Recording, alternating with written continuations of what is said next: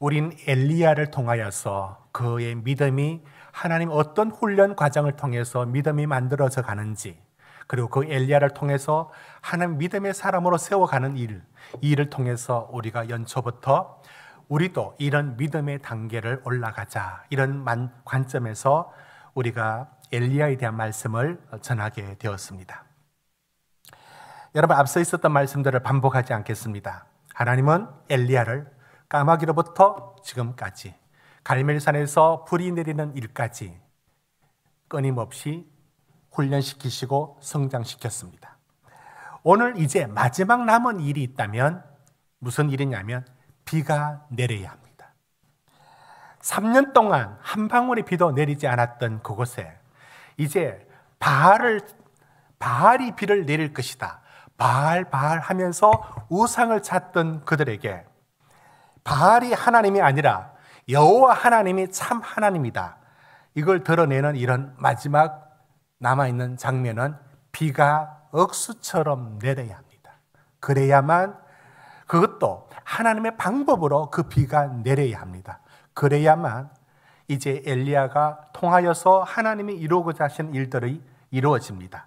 자, 오늘 우리 본문의 얘기를 한번 더 살펴보겠습니다. 이제 엘리야는 아합 왕에게 찾아가서 이렇게 말합니다. 이제 먹고 마시소서, 큰 비 소리가 있나이다, 이렇게 말합니다. 여러분 42절 보십시오. 그리고는 아합은 이제 자기 길로 올라가고 엘리야는 다시 갈멜산 꼭대기에 혼자 올라가서 사환하고 둘 데리고 가서 기도하러 올라갑니다. 그리고 그 기도를 하는데 자기는 어떤 모습으로 기도를 하는가를 보시면, 여러분 42절 보십시오. 땅에 엎드려 얼굴을 무릎 사이에 넣고, 여러분 땅에 엎드린 것도 간절한 기도인데 머리를 얼마나 이렇게 수그리면 그 머리가 무릎 사이에 들어갈 만큼 간절하게 기도하는 모습을 보여주고 있습니다. 그리고는 이제 하나님이 비를 내리실 것이다 라고 생각하며 같이 데리고 올라갔던 사환에게, 자 봐라, 저쪽 바다를 봐라, 가서 비가 올 수 있는지 보이는지 올라가 봐라, 이렇게 하니까, 그리고는 자기는 또 기도하는 겁니다. 근데 한 번도 아니고 두 번도 아니고 갔다 오는 그쪽 바다 쪽을 바라보는 사환이 하는 말이 이런 말을 합니다. 여러분 43절 보십시오. 아무것도 없나이다. 아무것도 없나이다. 여러분, 이런 말을 들었을 때 우리라면 어떤 생각이 들까요? 비 올 기미가 보이느냐? 아무것도 없습니다. 아무것도 없습니다. 이걸 6번이나 듣습니다. 엘리야가 한 번 더 올라가라, 7번까지 올라가라. 그리고 다시 올라가서 보니까 저 멀리서 손바닥만한 구름이 거기에 발생했습니다. 그러자 사환이 말합니다. 저게 비가 될지 모르지만 요만한 손바닥만한 구름이 있습니다. 그러자 44절 보십시오. 엘리야가 아합 왕에게 말합니다. 아합 왕이여, 이제 마차를 준비하십시오. 곧 비가 쏟아질 텐데 어서 마차를 타고 가십시오 라고 말합니다. 그런 후에 45절 보십시오. 실제 구름과 바람이 일어나고 하늘이 캄캄해지면서 비가 내리기 시작합니다. 여러분, 3년 6개월 동안 한 번도 오지 않던 비가 쏟아집니다. 이때 아합은 마차를 타는데 벌써 땅이 질퍽해져서 속도를 내지 못하지만 그 앞서 달리는 엘리야는 허리를 동이고 달리면서 마차보다 더 빠른 속도로 달리면서 내려가는 모습으로 46절의 말씀이 마치고 있습니다. 여러분, 오늘 이 이야기를 통해서 저는 3가지를 질문을 합니다. 오늘 본문을 이해하기 위한 3가지 질문입니다. 첫째는 이런 엘리야의 믿음이 어디서 왔는가? 두 번째, 물론 똑같은 질문인데요. 이런 담대한 믿음의 차원이 더 큰 차원에서는 이 엘리야의 믿음을 만든 것은 어떤 것인가? 첫 번째, 두 번째가 비슷하지만 두 번째는 더 큰 차원에서 한번 살펴보는 것이고요. 세 번째는 비가 오는 걸 알고 믿었으면서도 왜 그렇게 간절하게 기도했는가? 이 세 가지의 말씀을 전하려고 합니다. 첫째, 여러분 첫 번째 대지는 이 질문입니다. 엘리야는 비가 올 것이라는 믿음의 근거를 어디에서 가졌습니까? 어디서 가졌습니까? 이 질문으로 답을 찾아가 봅니다. 여러분, 지금 이 말씀이 주어졌을 때 비가 올 것이다라고 하고 빗소리가 들린다라고 말할 때 엘리야의 눈에 펼쳐져 있는 그의 현실이 어떤 것인지 아십니까? 3년 동안 비 한 방울 내리지 않았습니다. 가뭄은 기근으로 이어졌을 것이고 그 기근은 모든 살아있는 것들을 죽음의 그림자로 덮었을 겁니다. 땅은 턱턱 갈라졌고 마른 흙은 바람이 불면 정말로 뿌옇게 날렸을 것이고 모든 생명은 멈췄을 것이고 모든 식물들은 바짝 말라붙어 비틀어져 있었을 테고 물을 찾아 내려가는 나무의 뿌리들은 물을 닿지 못하여 하얗게 뿌리조차 말라져 있었을 겁니다. 어디에 비올 기미가 하나도 없고 모든 생명이 풀이 죽어 있는 바로 그곳, 3년 동안 비 한 방울 내리지 않는 이 황량한 것을 보면서 비가 올 것이라고는 말도 꺼낼 수 없는, 상상도 할 수 없는 그 현실을 보고 엘리야가 하는 말이 빗소리가 들립니다. 비가 올 겁니다라고 말합니다. 여러분, 이건 어디서 이런 믿음이 어디서 이렇게 나올 수 있습니까? 여러분 기억나십니까? 지난 여름이 기상 관측이 1940년부터 시작했답니다. 기상 관측을 한 이래로 가장 뜨거운 날이, 더웠던 날이 지난 여름입니다. 온 지구가 그랬습니다. 이상 기후였습니다. 여러분, 우리가 얼마나 더웠는지 여름을 한번 상상해 보십시오. 너무 더웠습니다. 정말로 이 햇볕에 한 시간 있으면 이러다가 사람 죽겠다라는 말이 저절로 나왔고, 저도 기억납니다. 가장 더운 날에 고대 병원 앞에 건너편에 약국이 있는데 거기서 우리 성도들 신방 가는 길에 전도사님과 같이 바깥에서 기다리게 되었는데 얼마나 햇빛이 따가운지 갑자기 더워서 못 견딜 지경이었습니다. 그래서 물건 살 것도 없는데 약국에 들어가 있었던 적이 있습니다. 여러분, 그렇게 뜨거웠던 여름이 여러분은 상상이 됩니까? 지금 몇 달 지났는데, 몇 달 지났다고. 그때 우리도 더웠지만 스페인이 굉장히 더워서 엄청나게 10,000명이 열사병으로 죽었습니다. 다친 게 아니라 죽었어요, 10,000명이. 40도가 넘어서는 온도에 너무 더워서 아이들 가방에 크레용이 저절로 녹아서 흘러내릴 정도였습니다. 여러분, 이런 더위가 불과 몇 달 전이었어요. 그런데 겨울에 지금 추울 때 여름이 상상이 됩니까? 여름이 느껴집니까? 저는 그런 생각이 들었습니다. 겨울에 여름을 상상하는 건 추상적이다. 여름에 겨울을 상상하는 것도 추상적이다. 여러분, 그 몇 달 전에 그 뜨거운 것도 지금 날씨가 추우면 그게 언제 그랬던가라는 생각이 들지 않습니까? 지금 엘리야가 이 상황인 걸 여러분 봐야 됩니다. 온통 퍼석퍼석 먼지가 뿌옇게 날리는 죽음의 그 모든 세계가 되어 있는 바짝 마른 3년 동안 비 한 방울 내리지 않는 그곳에서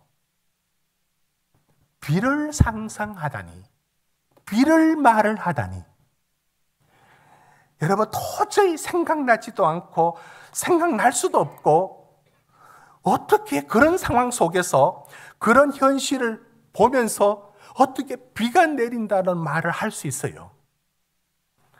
이것은 엘리야의 어떤 감각이나 올 것 같다라든지, 또는 저기 보니까 구름이 좀 끼네 하면서 비가 올 것 같다는 어떤 징조를 받느냐, 그것도 아니에요.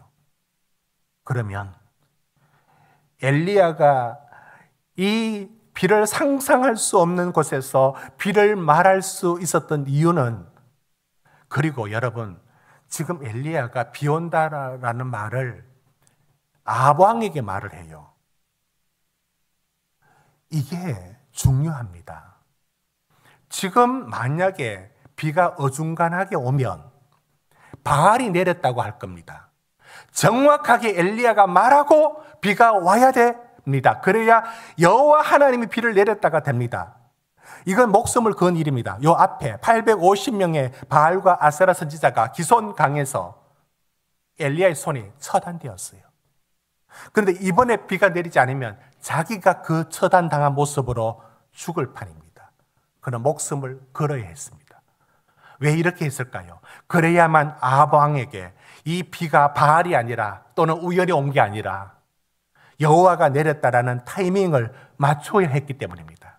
자, 여러분은 이 목숨 건 엘리야의 말, 비가 옵니다. 곧 비가 옵니다. 여러분, 이 말을 어떻게 할 수 있었는지 그 근거가 어디 있습니까? 여러분, 그건 여기 있습니다. 여러분, 우리 함께 18장 1절을 같이 찾아 읽어봅시다. 18장 1절입니다.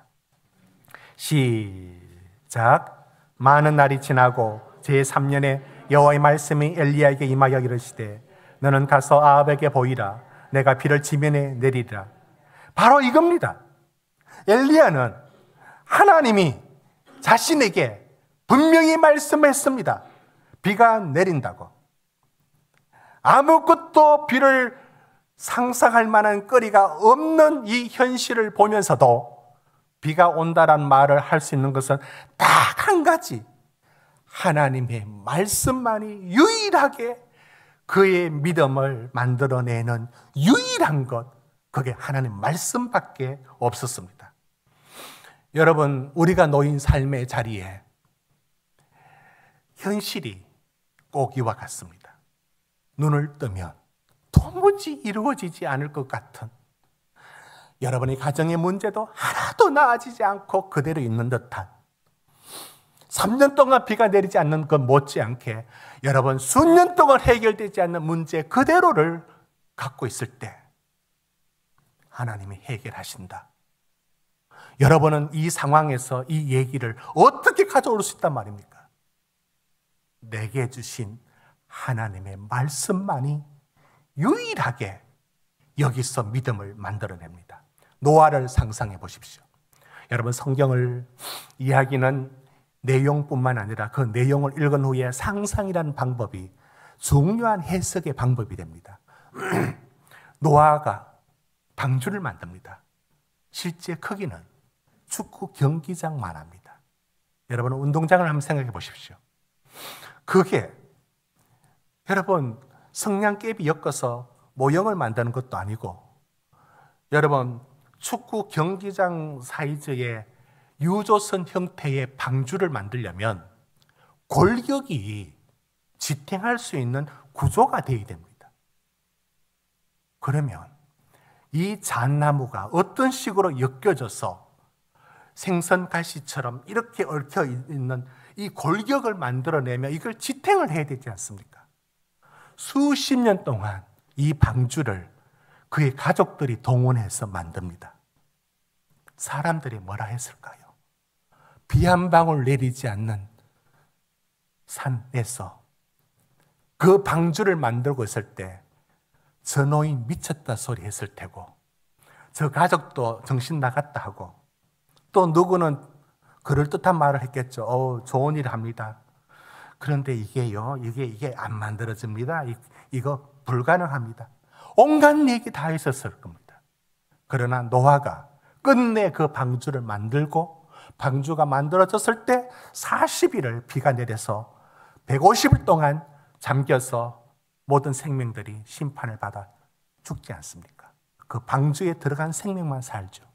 그때 노아가 그 방주를 만들 때 온 세상이 비웃고 온 세상이 그런 비가 어디 오느냐고, 그런 방주가 무슨 소용이 있느냐고 라고 말할 때 유일하게 노아가 그 말씀을 지킬 수 있었던 것은 하나님의 말씀이 그 속에 들어와 있었기 때문입니다. 여러분, 저는 첫 번째 이 도전에서 여러분에게 도전합니다. 믿음은 바랄 수 없는 중에 하나님만 바라보는 것입니다. 그때 여러분이 그것을 믿을 수 있는, 여러분 성경책의 하나님의 말씀이죠. 그런데 그 말씀이 내게 주시는 말씀으로 여러분 심령에 나를 붙드는 말씀이 있습니까? 그 말씀, 하나님의 말씀만이 모든 게 아니다라고 할 때 아브라함이 하늘의 별을 보고 하나님이 저 별만큼 네 후손을 만들 것이다. 그러나 아브라함이 눈을 떠서 맞이한 현실은 자기 부인부터 아이를 갖지 못하는 불임의 여성이 뭔가 있을 거리가 있어야 믿지. 하늘의 별만큼 바다에 데려가서 모래사장에서 말합니다. 이 모래알만큼 많아질 것이다. 아니, 많아진다는 말씀하고 지금 시작해야 되려면 한 명이라도 있어야 될 것 아닌데 한 명도 없는 데서 말씀합니다. 말씀이 이 현실하고 이렇게 괴리가 큽니다. 여기서 하나님은 지금 왜 엘리야에게 이런 도전을 주실까요? 그렇습니다. 여러분이 놓인 삶의 자리에 이 현실이 도대체 내가 뭐 나아질 게 있겠어? 지금 여기서 뭐 더 좋아질 게 있겠어? 이제는 별로 없어. 여러분, 여기서 여러분이 다시 일어날 수 있는 약속이라는 말씀이란 건 현실에서 찾을 수 있습니까? 여러분 실력에서 찾을 수 있습니까? 여러분 경험에서 찾을 수 있습니까? 없습니다. 여러분에게 주신 하나님의 약속의 말씀이 유일하게 주의 말씀은 내 발의 등이요 내 길의 빛입니다. 시편 57편 7절에 말하기를 하나님이여 내 마음이 확증되었고 내 마음이 확증되었다. 왜? 그 말씀이 주어졌을 때만이 그렇게 할 수가 있는 것입니다. 저는 이제 두 번째 말씀으로 넘어갑니다. 두 번째 던진 질문은 이겁니다. 엘리야의 믿음이 더 큰 차원에서, 두 번째 대지, 더 큰 차원에서의 믿음의 확신은 어떻게 왔는가? 여러분, 엘리야가, 우리 이렇게 생각하는 분들이 있습니다. 엘리야를, 참 믿음 좋다. 불을 내리더라. 기도 얼마 했으면 불이 내리냐? 엘리야 850명 바알과 아세라 선지자들 앞에 혼자 딱 서서 이기더라. 정말 믿음 좋다. 여러분, 매번 말씀드리지만 성경은 누구 대단한 믿음 칭찬하려고 그런 사람 등장시키는 게 아니에요. 엘리야에 대하여 성경이 뭐라고 나와 있느냐면 엘리야도 우리와 성정이 같다. 똑같은 사람이다라고 말합니다. 여러분, 다음 19장에 가면 엘리야도 우울증에 빠져서 하나님 날 죽여달라고 합니다. 그게 인간입니다. 그게 엘리야입니다.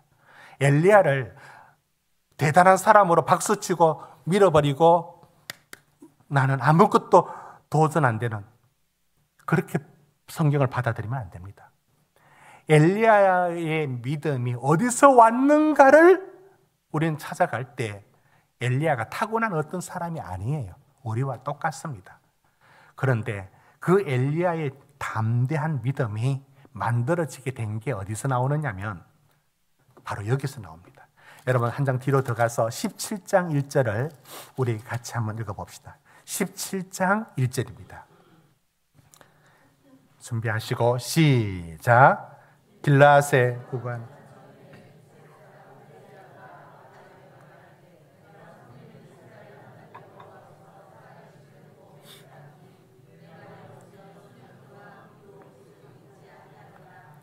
여러분 이겁니다.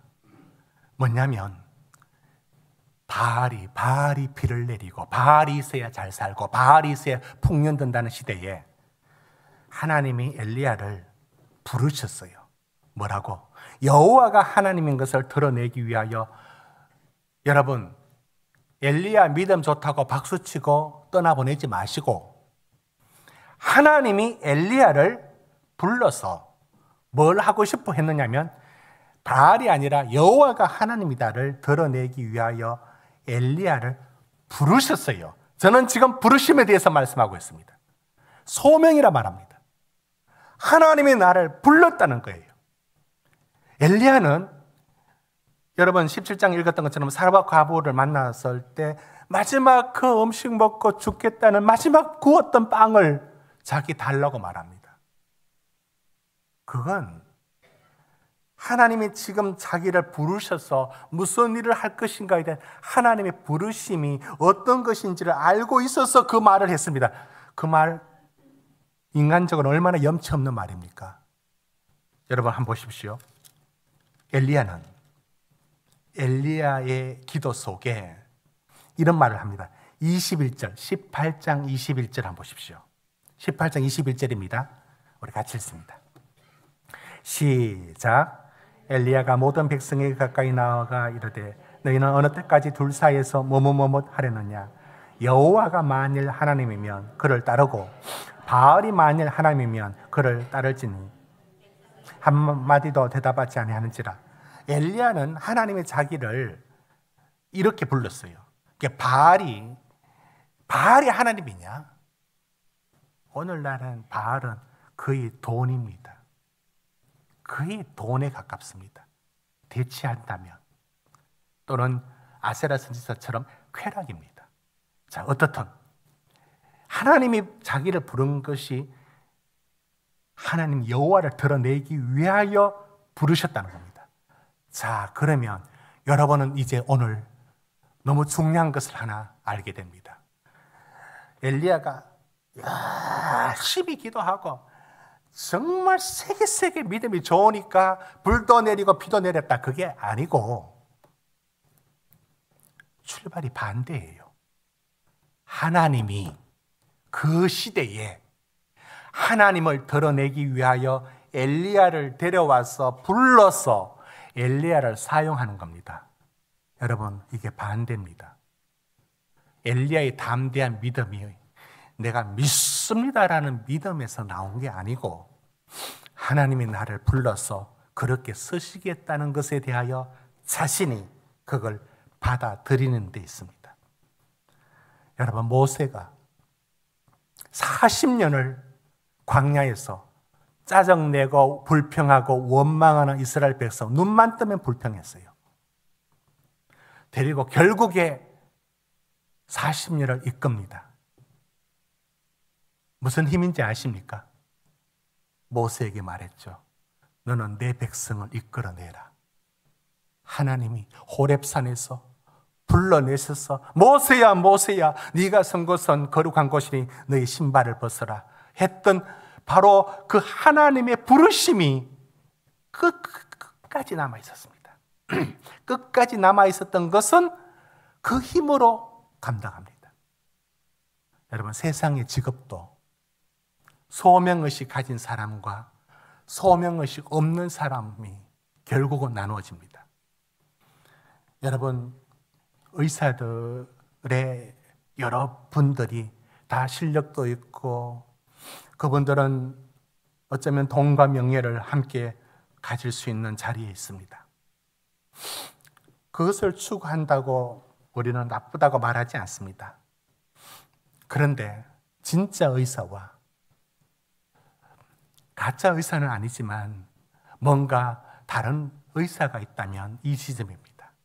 어떤 의사는 돈 보고 일하지 않습니다. 이게 내 사명이다. 내 소명이라고 받아들이는 그 구석이 있어요.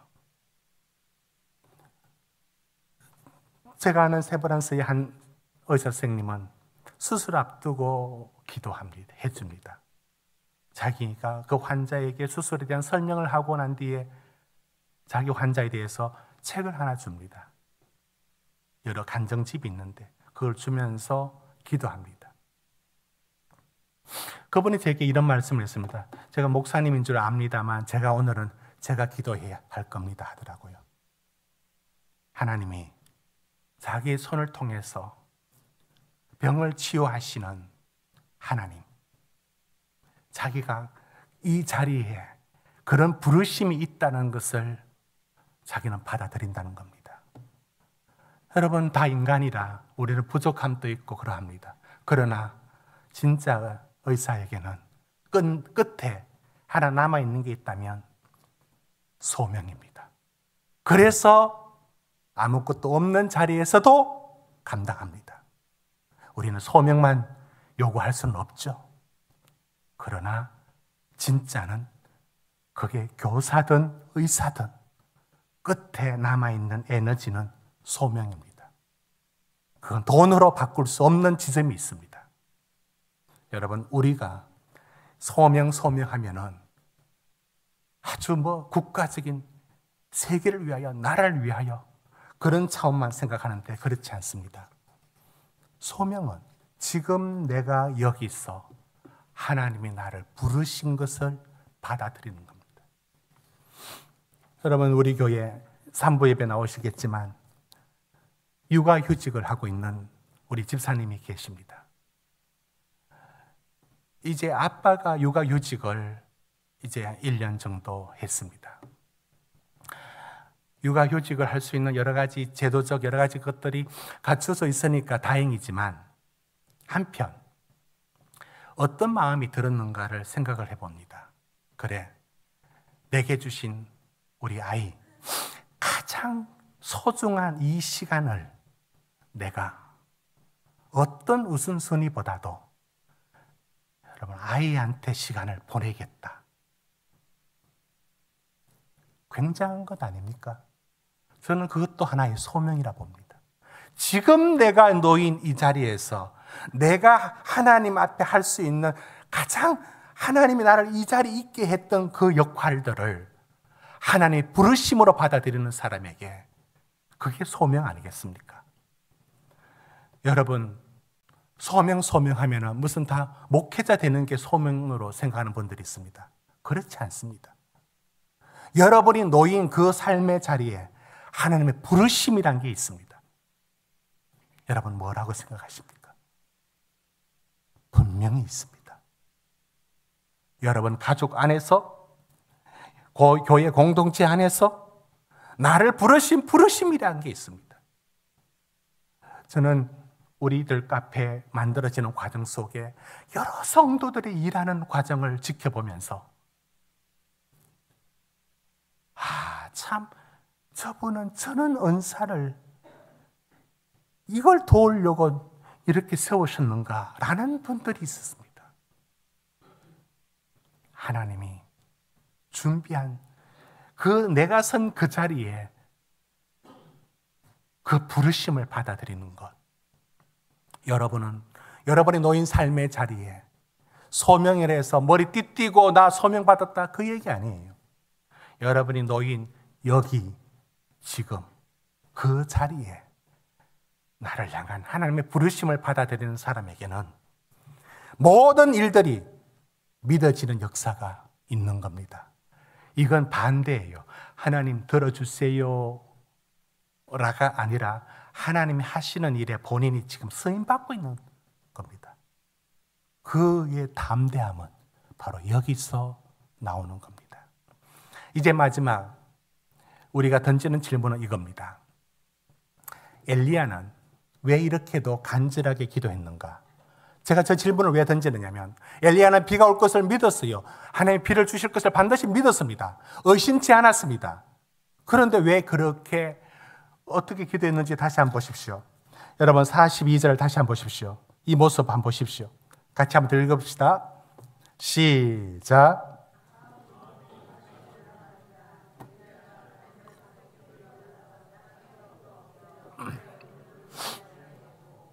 여러분, 땅에 엎드려서 기도하는데 얼굴을 무릎 사이에 넣고, 여러분 이 자세를 한번 취해 보세요. 어떤 자세인지. 엎드린 후에 이 머리가 무릎 사이에 들어갈 정도로 간절하게 기도해요. 여러분은 이 질문을 안 할 수가 있습니다. 간절하게 기도했으니까 이런 일이 일어났지. 그게 아니고, 엘리야의 이 간절함이 이런 간절함이 아니에요. 하나님 안 들어주시면 어떻게 하지? 주여, 주여, 주여. 소급한 두려움의 간절함이 아니에요. 어디서 알 수 있느냐? 사방에 올라가서 바다 쪽에 구름, 비올 징조가 보이는 구름이 있느냐라고 물었을 때 뭐라고 말하는지 아십니까? 아무것도 없나이다. 여러분, 제가 이렇게 한번 물어보겠습니다. 아니, 여러분이 저한테 먼저 질문하는 게 낫겠습니다. 제가 사환이고 여러분이 엘리야입니다. 이렇게 물어보십시오. 바다 쪽을 보니 뭐가 보이느냐? 이렇게 물어보십시오. 제가 대답을 할게요. 자, 시작.